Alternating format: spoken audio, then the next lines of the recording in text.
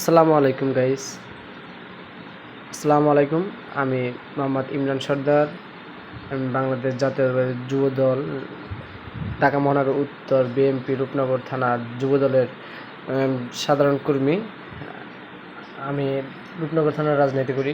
আমার দেশের বাড়ি বরিশাল পটুয়াখালী। আমি কার্টুন ভিডিও বানাতে চাচ্ছিলাম অনেক দিন যাবতীয়, কিন্তু পারছিলাম না। সো এখন আমি কিছুটা শিখতেছি। তো আমি চাচ্ছি যে আমি এখন আমার ইউটিউব চ্যানেল এবং ফেসবুক পেজে আমি নিয়মিত ভিডিও আপলোড করব।